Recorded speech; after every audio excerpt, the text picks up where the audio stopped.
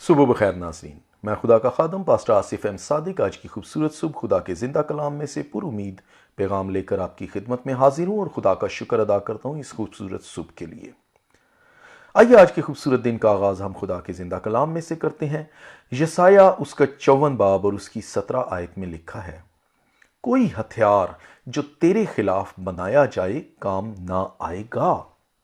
عزیزو، خدا مخالفوں کے منصوبوں کو بھی اپنے لوگوں کے لیے برکت میں بدلنا جانتا ہے، کیونکہ ہمارے مسائل سے کہیں بڑھ کر خدا کی قدرت ہے جس پر ہمارا توکل ہے۔ خدا نے ہمیں دہشت کی نہیں بلکہ دلیری کی روح دی ہے، اس لیے نیم گرم منادی میں وقت ضائع کرنے کی بجائے اور ٹھٹھا بازوں میں جو مسیحی ایمان کو دنیاوی نفع کا کاروبار سمجھتے ہیں، ان میں اپنا وقت ضائع کرنے کی بجائے ہمیں سچائی کی منادی دلیری سے کرنے کی ضرورت ہے۔ غیر اخلاقی اور ناچ رنگ بلکہ دنیاوی عیش و عشرت کے دلدادہ توبہ کی منادی کے الفاظ کی قدر نہیں کر سکتے۔ نہ ہی ہمیں ایسے لوگوں سے ڈرنے کی ضرورت ہے جو کلیسیا کے نام پر ہجوم اور بھیڑ کے طور پر جمع ہوتے ہیں، نہ کہ شنوا ہونے کے لیے۔ ہمارا توکل خدا کے وعدوں پر انحصار کرنا ہے، جو اپنے کلام میں ہمیں یہ یقین دہانی کراتا ہے کہ کوئی ہتھیار ہمارے خلاف کارگر ثابت نہ ہوگا۔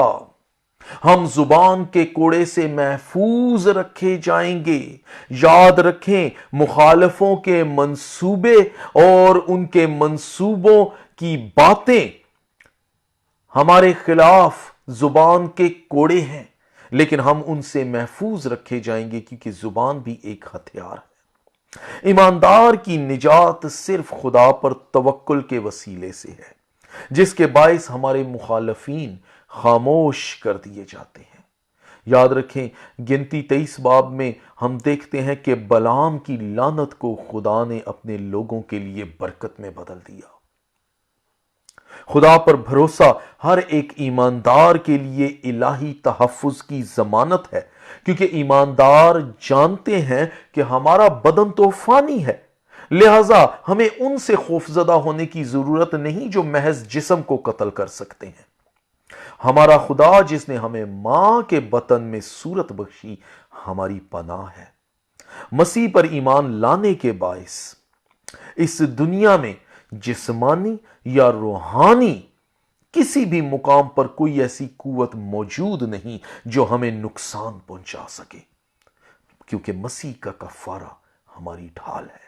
عزیزو، اب فیصلہ آپ پر منحصر ہے کہ آپ الہی تحفظ پر شک کر کے اور مخالفوں سے خائف ہو کر آج کے خوبصورت دن کو ضائع کر دیتے ہیں، یا خدا کے کلام کو اور خدا کے وعدوں کو اپنے لیے ڈھال سمجھ کر ہر قسم کے خوف اور دہشت کا مقابلہ کر کے ایمان پر قائم رہتے ہیں اور یوں آج کے دن کو مزید خوبصورت بناتے ہیں۔ فیصلہ آپ کا ہے۔